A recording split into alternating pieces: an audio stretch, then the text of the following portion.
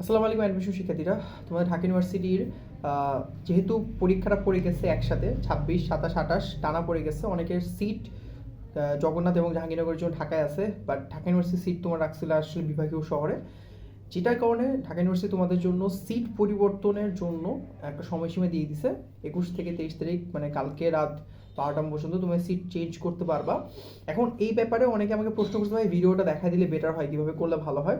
First of all ভাই try করছিলাম, দেখছি যে এখানে আসলে মেনলি লগ ইন করার জন্য নিজেদের ওই সালে মানে 2025 সালে তোমার এইচএসসি এবং এসএসসি রেজিস্ট্রেশন নাম্বারটা লাগে, যেটা তো ভাইয়ার নাই। বাট আমি আমার স্টুডেন্টের মাধ্যমে, আমার স্টুডেন্ট যারা আছে তাদেরকে একটু বললাম, কিন্তু এখানে আমি একটা জিনিস দেখছি, যারা বেসিক্যালি ঢাকার, ধরো তুমি ঢাকার স্টুডেন্ট, তোমার সিট অলরেডি ঢাকায় পড়ছে, ঢাকার যেখানেই পড়ুক, তোমার সিট পরিবর্তনের জন্য কোনো অপশন আসবে না, তোমার সেন্টার পরিবর্তনের কোনো অপশন আসবে না। অনেকে আমাকে বলছে ভাইয়া আমার যে অলরেডি ঢাকায় সিট পড়ছে, আমি যদি অ্যাপ্লাই না করি আমার সিট কি চেঞ্জ হবে?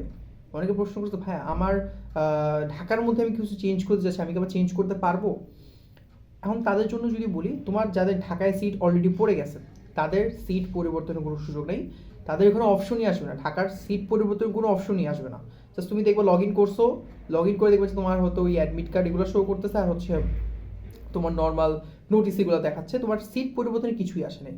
কিন্তু তোমরা যারা ঢাকার শহরের বাইরে, ঢাকার বাইরে তোমাদের যাদের সিট পড়ছে অন্যান্য বিভাগীয় শহরে, তাদের এখানে অপশনটা আসতেছে, সেইখানে তোমাকে তোমার দেওয়া লাগতেছে যে তুমি ফার্স্ট অফ অল তোমার নিজস্ব রেজিস্ট্রেশন নাম্বার, ফটোকপি, এবং কোন ইউনিভার্সিটি পরীক্ষার জন্য, লাইক 26 তারিখ জগন্নাথের পরীক্ষার জন্য যেহেতু তোমার পিছাচ্ছে, অথবা এমএসটি পরীক্ষার জন্য তোমার যে ডিলে হবে ওইটার তোমার ধরো যে ফটোকপিটা, অ্যাডমিট কার্ডের ফটোকপিটা তোমাকে বা ছবিটা তোমার দিতে হবে, অ্যাডমিট কার্ডের ছবিটা আপলোড করতে হবে।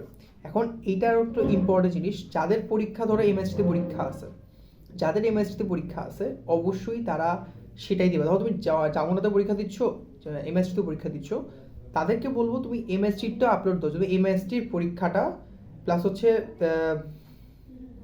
জগন্নাথ আছে, এমএসটিটা আপলোড দাও, যে তোমার সিটটা যাতে ওই এমএসটির কাছাকাছি, তোমার যেখানে এমএসটি সিট পড়ছে সেইটার অ্যাকচুয়াল কাছাকাছি যে সিটটা দেয়, ঠিক আছে। আবার যাদের এমএসটি পরীক্ষা যা জগন্নাথের পরীক্ষা আছে, তাদের বলবো তুমি তোমার জগন্নাথে অ্যাডমিট কার্ড দাও, আবার জাহাঙ্গীরনগরের অ্যাডমিট কার্ড দিয়ে দাও না। জাহাঙ্গীরনগর তো 28 তারিখ পরীক্ষা, সো ওইটা আসলে ডিউর কাছে কোনো মাথা ব্যথা না। তোমার মাথা ব্যথা মানে ডিউ অথরিটি দেখবে 26 এবং 27 তারিখ কোন কোন পরীক্ষাগুলোর জন্য তোমার ঝামেলা হইতেছে। তুমি যেহেতু ঢাকায় পরীক্ষা দিচ্ছ, বাট তোমার তোমার ইয়াটা হচ্ছে সিট পড়ছে হচ্ছে হলো ধরো অন্যান্য তোমার নিজের শহরে, সেটা তারা চেঞ্জ করে নিয়ে আসবে। ওকে, এখন কোন ওয়েবসাইটে যাবা? ওয়েবসাইট হচ্ছে admission.eis.du.ac.pd। আবারও বলতেছি admission.eis.du.ac.pd। এখানে যাবা, গিয়ে লগ ইন করবা, তোমার registration number, HSC registration number, roll number দিয়ে দেন ওইখানে ডিরেক্টলি অপশন পাবা।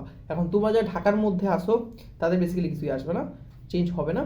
ভাইয়া একটা ভিডিও পাইছি, ভিডিওর লিঙ্কটা আমি কমেন্টে দিয়ে দিব বা ডিসক্রিপশনে দিয়ে দিব, এটা তোমার হেল্প করতে পারে যে কীভাবে হইতেছে। ভাই আসলে এইটুকুই সাহায্য করতে পারতেছি, হেল্প করতে পারতেছি। যদি আরও কোনো কিছু হেল্প পাই, আমি যদি চেষ্টা করছি আমার কোনো বাইরের স্টুডেন্ট তাদের রিচ করতে, যদি পসিবল হয় সেটা ভিডিও আমি হতে দেওয়ার চেষ্টা করবো, না হলে এভাবেই করো। অথবা তোমার আশেপাশে, বাসার আশেপাশে কোনো সার্ভারের দোকান বা তোমার কম্পিউটার দোকান আছে, সেখানে গিয়ে তোমরা করো, লাইক ওরা আর জিনিসটা ভালো বুঝে, ঠিক আছে, ওরা জিনিসটা ভালো বুঝে, ওইখানে যাও, ইনশাল্লাহ এটা ফিক্স হয়ে যাবে, এটা কোনো সমস্যা না। ওকে, সো এই প্রসেসে করো।